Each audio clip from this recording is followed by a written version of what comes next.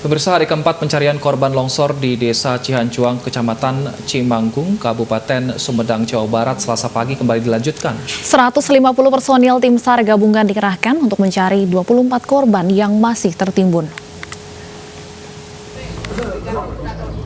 Dari data Posko Basarnas, 15 orang sudah ditemukan dengan kondisi meninggal dunia. Sementara 24 orang lainnya masih dilakukan pencarian dengan menggunakan alat berat dan secara manual menggunakan cangkul yang dilakukan oleh 150 orang personil. Sama ya, untuk tekniknya dari 3 sektor yang kita bagi, 2 dengan menggunakan alat berat, 1 dengan manual. Karena yang paling ujung itu belum bisa tersentuh oleh alat berat, sehingga kita lakukan dengan manual, dengan menggunakan alkon, cangkul, dan skop. Sementara itu, Basarnas meralat jumlah korban yang masih dalam pencarian lantaran adanya data yang tumpang tindih. Jumlah awal yang dicari sebanyak 27 orang, kini menjadi 26 orang. Menurut perkembangan data terakhir, setelah Senin malam ditemukan kembali 2 jenazah korban. Sementara itu, hingga kini tim SAR berusaha mencari 24 korban yang masih tertimbun longsor. Dari Sumedang, Jawa Barat, BBN iNews melaporkan. Warga Desa Cihanjuang, Kecamatan Cimanggung, Sumedang, Jawa Barat masih diselimuti duka pasca bencana longsor yang terjadi Sabtu lalu. Hingga pagi tadi, sebagian warga masih berusaha menyelamatkan barang yang masih bisa digunakan. Duka si mama, duka di mana itu? Duka di Buntar, Jainab tak kuasa menahan tangis saat mengetahui bangunan sekolah tempatnya mengajar harus dirubuhkan untuk membantu proses evakuasi pasca bencana longsor di Cimanggung, Sumedang, Jawa Barat. Hingga kini Jainab dan sebagian warga terus bahu-membahu untuk menyelamatkan barang-barang yang masih tersisa. Jadi saya nyesek itu sekolah tempat saya mengabdi mendidik saya sendiri. Sekarang habis Pak diroboh paksa. Itu untuk demi kemanusiaan saya pasrah. Sementara itu, sebagian warga lainnya yang berada di wilayah terjadinya longsor diungsikan ke sebuah pesantren untuk sementara waktu. Dari Sumedang, Jawa Barat, BBN iNews melaporkan. 15 juta dosis bahan baku vaksin COVID-19 buatan Sinovac kembali tiba di tanah air. Dan untuk mengetahui informasi terkini, kita akan langsung menyimak konferensi pers kedatangan vaksin COVID-19 tahap ketiga di Bandara Soekarno-Hatta.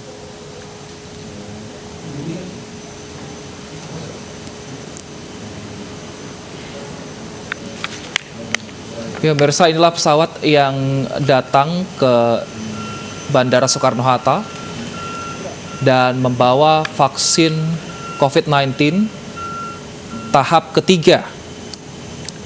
Vaksin COVID-19 tahap 3 tiba di tanah air di Bandara Internasional Soekarno-Hatta, Tangerang, dan masih dalam proses penurunan dari pesawat. Tentunya kedatangan vaksin ini akan kembali dikawal oleh petugas keamanan gabungan seperti Polri, TNI, dan petugas lainnya yang bersiap untuk melakukan pengamanan. Dan pemirsa, ini merupakan gambar terkini yang kami dapatkan di mana tim kami diperbolehkan untuk masuk ke dalam pesawat untuk melihat secara langsung proses kedatangan vaksin ke Bandara Soekarno-Hatta. Informasi yang kami dapatkan bahwa total vaksin yang tiba di Indonesia tahap ketiga ini ada 15 juta bahan baku vaksin yang nantinya akan diolah dan diproses di Bio Farma. Rencananya kedatangan vaksin ini nantinya akan diberikan keterangan pers yang disampaikan oleh sejumlah pejabat negara, diantaranya Menteri BUMN dan Menteri Agama serta Kepala BNPB yang akan menyampaikan keterangan terkait kedatangan vaksin COVID-19 tahap ketiga di Bandara Soekarno-Hatta. Memang berbeda dengan vaksin tahap 1 dan 2 saat tiba di Indonesia, di mana tahap 1 dan 2 yang tiba di Indonesia merupakan vaksin yang sudah jadi tanpa perlu diproses kembali, dan totalnya ada 1,2 juta vaksin dan 1,8 juta vaksin. Sementara untuk saat ini yang tiba merupakan bahan baku yang akan diolah lagi nanti oleh Bio Farma. Ya, sebelumnya Menteri Kesehatan Budi Gunadi Sadikin sendiri menjelaskan bahwa bahan baku ini akan diproses oleh Bio Farma untuk menjadi vaksin COVID-19 dan nantinya akan didistribusikan kepada masyarakat Indonesia. Harapannya proses oleh Bio Farma ini akan berlangsung dalam jangka waktu 1 bulan sehingga di awal bulan Februari nanti diharapkan vaksin ini sudah bisa didistribusikan kepada masyarakat. Ya, memang untuk vaksin saat ini yang didatangkan ke Indonesia adalah produksi dari Cina, yaitu Sinovac, yang sudah ada dan sudah didistribusikan ke 34 provinsi yang ada di Indonesia, bahkan hingga ke kecamatan. Karena direncanakan mulai hari Rabu atau hari esok, vaksin akan disuntikan dan Presiden Joko Widodo direncanakan menjadi orang yang pertama akan menerima vaksin dari Sinovac ini.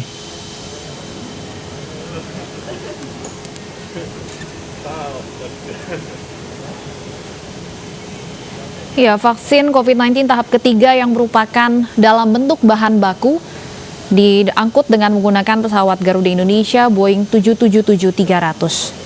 Dan yang Anda saksikan saat ini adalah kondisi terkini di Bandara Soekarno-Hatta terkait kedatangan bahan baku vaksin COVID-19 yang saat ini nampaknya tengah dalam proses penurunan dari pesawat.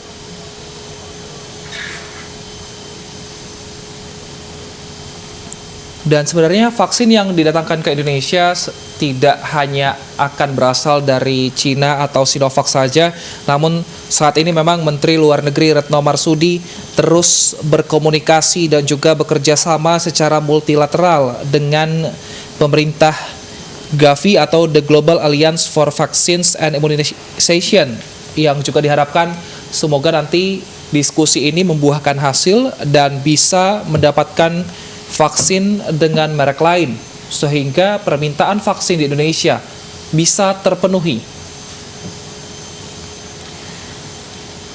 Ya, rencananya tahap awal vaksinasi COVID-19 di Indonesia akan dimulai besok pada hari Rabu 13 Januari 2021, di mana Presiden Joko Widodo sendiri sempat menyatakan bersedia menjadi orang pertama yang divaksin COVID-19 di Indonesia.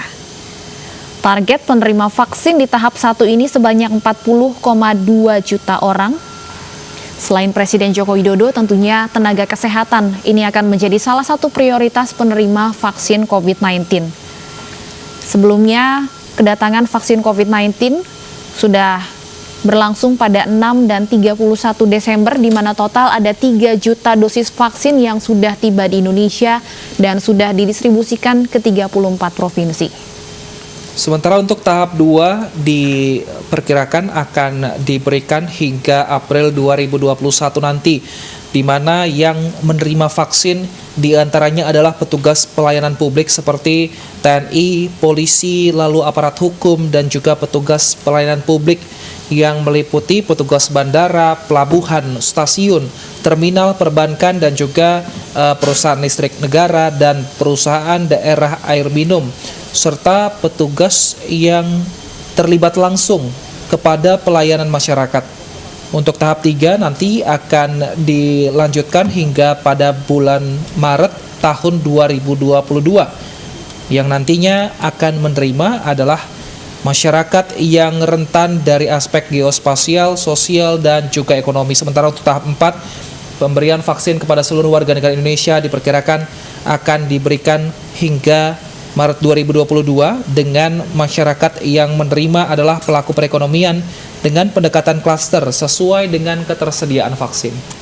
Untuk vaksinasi tahap pertama yang akan dimulai besok pada hari Rabu, ada 3 kelompok besar yang akan mendapat vaksinasi COVID-19 tahap pertama.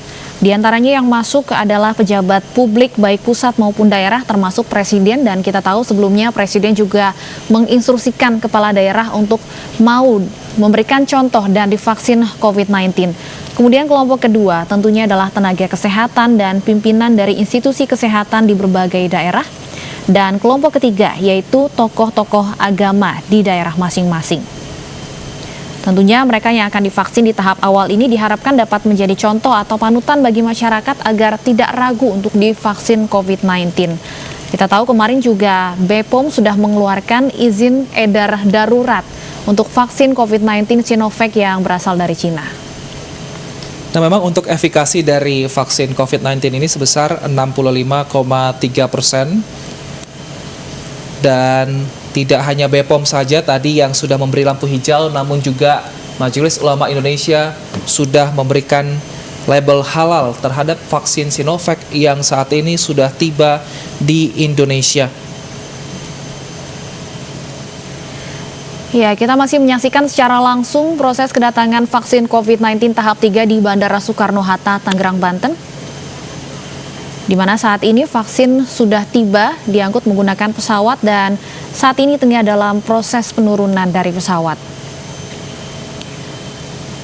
Ada 15 juta bahan baku vaksin COVID-19 yang tiba di tanah air di tahap ketiga ini. Berbeda dengan 2 tahapan kedatangan vaksin sebelumnya yang mendatangkan vaksin jadi yang siap disuntikan. Untuk 15 juta dosis vaksin yang datang pada hari ini merupakan berbentuk bahan baku yang nantinya akan diolah oleh Bio Farma untuk bisa didistribusikan bagi masyarakat Indonesia.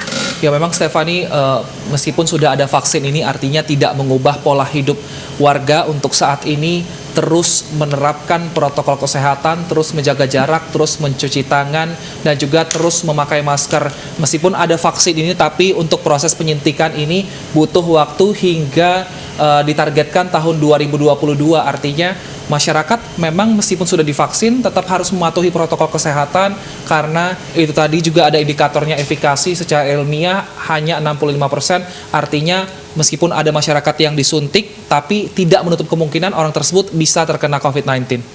Dan pemirsa, usai sudah iNews siang hari ini, mewakili kerabat kerja yang bertugas, saya Stefani Patricia. Dan saya Wilson Purba undur diri. Terima kasih, tetap sehat dan juga semangat. Sampai jumpa.